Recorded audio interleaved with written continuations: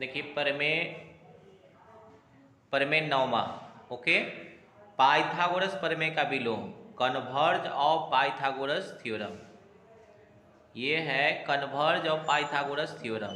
Okay, इसमें आपको statement है, स्टेटमेंट को पहले समझिए, इसको समझने की ज़रूरत है। स्टेटमेंट को अच्छे तरह से समझ लीजिएगा तो आगे जो लिखना है वो आसानी से आप लिख पाइएगा। ओके, तो इसमें क्या है कि किसी त्रिभुज में, तो त्रिभुज में कितना भुजा होता है, किसी त्रिभुज में कितना भुजा होता है, त्रिभुज है तो 3 भुजा होगा इसमें ना। किसी त्रिभुज में यदि एक भुजा का वर्ग, यानी कि कोई एक भुजा ले लीजिए उसका वर्ग कीजिए। ओके, यदि एक भुजा का वर्ग अन्य 2 भुजा, तो एक भुजा जब ले लिए तो अन्य कितना भुजा बच गया, 2 भुजा, उनके वर्गों के योग के बराबर हो तो पहली भुजा कौन लिए थे, यदि एक भुजा का वर्ग, तो एक भुजा जो पहले वर्ग किए थे उसका वर्ग जो मतलब वो जो भुजा जो था वो पहली भुजा था, तो पहली भुजा का वर्ग तो वही पहली भुजा था, अन्य 2 भुजाओं के वर्गों के योग के बराबर हो, ठीक है, तो पहली भुजा के सामने का कोण समकोण होता है। ये तो स्टेटमेंट को हम लोग पढ़े हैं। अब इसको व्यवहारिक रूप में देखिए कि कैसे चित्र मान करके आपको समझाते हैं। देखिए कि मान लीजिए कि ABC एक त्रिभुज है, ठीक है, मान लीजिए कि ABC एक त्रिभुज है, इसमें एक भुजा का वर्ग, तो एक भुजा AC लिए, AC का वर्ग, एक भुजा AC का वर्ग, अन्य 2 भुजा कौन बचा, AB और BC, AB और BC के वर्गों का योगफल के ये बराबर है, तो पहली भुजा के सामने का, पहली भुजा कौन था, AC के सामने का जो कोण होगा वो समकोण होगा, यानी कोण B जो है ये समकोण होगा। ये बात प्रूव करना है, फिर से समझा दें।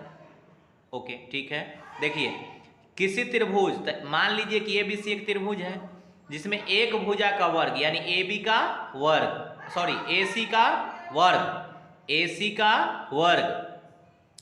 AC का वर्ग, चलिए AC का वर्ग, अन्य 2 भुजा कौन बचा, AB और BC, इसके वर्गों के योग के बराबर है ना। AC का जो वर्ग हुआ, अन्य 2 भुजा कौन, AB और BC के वर्गों के योग के ये बराबर है, तो पहली भुजा के सामने का, पहला भुजा कौन था, AC, पहला भुजा कौन था, पहले कौन लिए थे, AC, इसके सामने का, AC के सामने का कोण जो है वो समकोण होगा, कोण B समकोण होगा, ये बात प्रूव करना है। उसी के लिए वही चीज लिखेंगे, सिद्ध करना है कि एंगल ABC बराबर एक समकोण,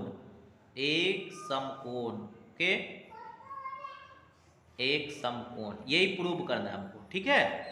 अब देखिए रचना, इसमें रचना थोड़ा सा लंबा होता है, कोई बात नहीं है, इसको थोड़ा सा समझ लीजिए अच्छे से।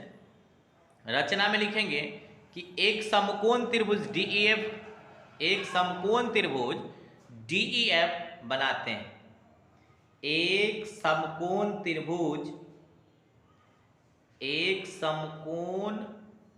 त्रिभुज DEF की रचना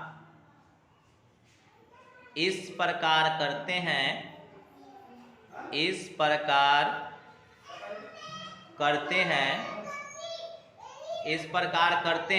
कि AB के बराबर में कौन लेते हैं, DE बनाते हैं, AB के बराबर में DE बनाते हैं, ठीक है।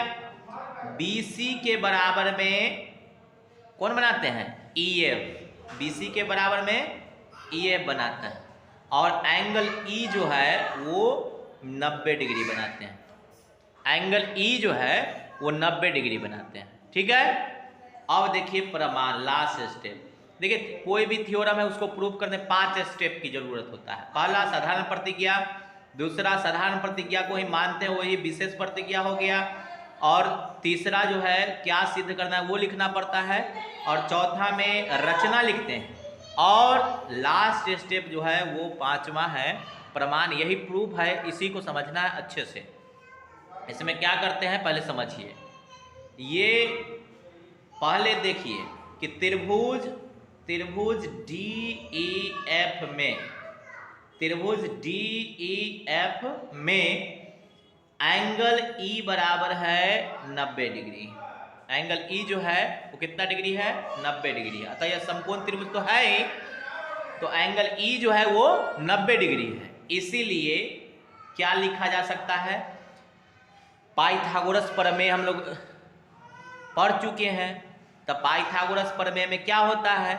90 डिग्री सामने वाला भुजा को कर्ण कहते हैं। तो क्या होता है समकोण त्रिभुज में?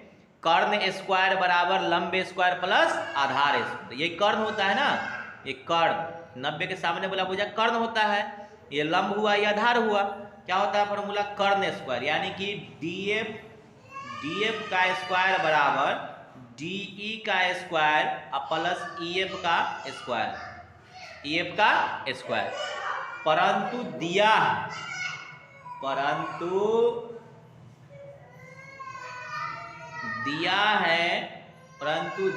है कि क्या दिया हुआ? देखिए एक बात समझ लीजिए यहाँ पर, या DF स्क्वायर बराबर ये हो जाएगा DE स्क्वायर। DE के बराबर में क्या माने थे?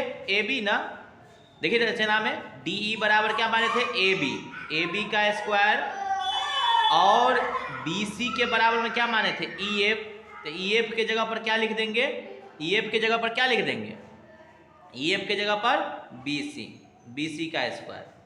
ठीक है, अब इसमें समझिए, ये चीज तो हम लोग ले आए हैं, अपरंतु दिया है कि क्या दिया हुआ है यहाँ पर? यहाँ देखिए AC स्क्वायर बराबर AB square plus BC square, ये आपको दिया हुआ है। ठीक है, ये तो हम लोग लाए हैं, ये दिया हुआ है, विशेष प्रतिज्ञा में है दिया हुआ। तो देखिए दोनों का RHS पक्ष बराबर है, दोनों का RHS पक्ष बराबर, तो LHS क्या होगा? बराबर होगा। इसीलिए DF स्क्वायर बराबर आ गया AC स्क्वायर। ठीक है, अब DF से AC कट गया। ठीक है, DF से AC खत्म हो गया, क्या बच गया? DF बराबर AC। ओके, इसको समीकरण 1 मान के छोड़ दीजिए। ठीक है ना। अब क्या करना है? अब त्रिभुज ABC एवं त्रिभुज DEF में देखिए कि क्या क्या चीज है। दोनों में ध्यान दीजिएगा, AB बराबर DE, ये तो रचना में है, रचना से ही हो गया, रचना से। और BC बराबर EF, ये भी रचना से, रचना से। और AC बराबर DF, ये कहां से? ये देखिए समीकरण 1 में आया है ना, समीकरण 1 से, समीकरण 1 से। ठीक है, ये जो है समीकरण 1 से। अब देखिए त्रिभुज, यहां पर देखिए त्रिभुज ABC और त्रिभुज DEF में रचना में AB बराबर DE था, BC बराबर EF था, और हम लोग ले आए हैं AC बराबर DF, ये समीकरण 1 में ले आए हैं। ठीक है, यहां पर AC बराबर DF, यानी इस त्रिभुज का तीनों साइड इस त्रिभुज के तीनों साइड के बराबर हो गया। ओके, इस त्रिभुज ABC का त्रिभुज DF का तीनों भुजा को तीनों साइड इसका तीनों साइड के इक्वल हो गया। यहां पर देखिए, इसीलिए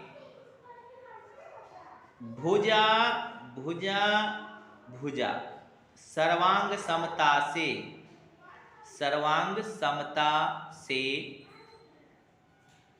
त्रिभुज त्रिभुज ABC सर्वांग सम हो गया त्रिभुज किसके? त्रिभुज DEF के सर्वांग सम हो गया। सर्वांग सम हो गया तो इस त्रिभुज का सभी संगत अंग इस त्रिभुज के सभी संगत अंग के समान। सर्वांग सम का मतलब ही होता है इस त्रिभुज एबीसी का सभी संगत अंग त्रिभुज डीईएफ के सभी संगत अंग के बराबर। तो इसका को त्रिभुज डीईएफ तो समकोण त्रिभुज है और कोण ई जो है उसका 90 डिग्री है। देखिए त्रिभुज एबीसी डीईएफ जो है वो समकोण त्रिभुज है और इसका कोण ई क्या है 90 डिग्री है। और त्रिभुज एबीसी समकोण त्रिभुज हम लोग सिद्ध करना था, लेकिन है कि नहीं है ये पता नहीं था। लेकिन यहां पर ये त्रिभुज इस त्रिभुज के सर्वांग सम हो गया, दोनों त्रिभुज सर्वांग सम हो गया ना, तो इसका ई कोण इसके बी कोण के क्या होगा बराबर हो गया। तो इसका ई 90 डिग्री है तो इसका बी भी क्या होगा 90 डिग्री होगा। क्यों?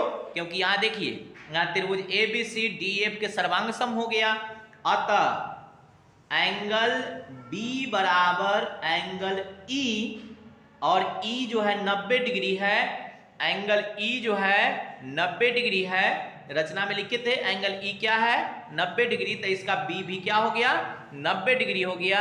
यहाँ बी बराबर ई बराबर 90 डिग्री, अर्थात एंगल ए बी सी यानी यही B angle B 90 degree, A B C बराबर क्या आया एक समकोण, एक समकोण। ओके, यही हमको प्रूव करना था, ठीक है ना, यही सिद्ध करना था, ये सिद्ध हो गया। ये एक समकोण, एक समकोण सिद्ध करना था कि ये सिद्ध करना था कि इस पहली भुजा के सामने का कोण समकोण है, यानी कोण बी 90 डिग्री। ओके, यानी कोण बी एक समकोण है, ठीक है। और भी इस थ्योरम जो है वो आपको देखना है तो इसके डिस्क्रिप्शन में जाइए और आप देख सकते हैं, लिंक है सेंड किया हुआ, लिंक इसमें प्रोवाइड किया हुआ है, आप उसमें जाकर के थ्योरम को देख सकते हैं। पहला, दूसरा, आठवां, ये सब थ्योरम पूरा उसमें लिंक है प्रोवाइड किया हुआ, आप देख सकते हैं उसमें। Okay, thank you.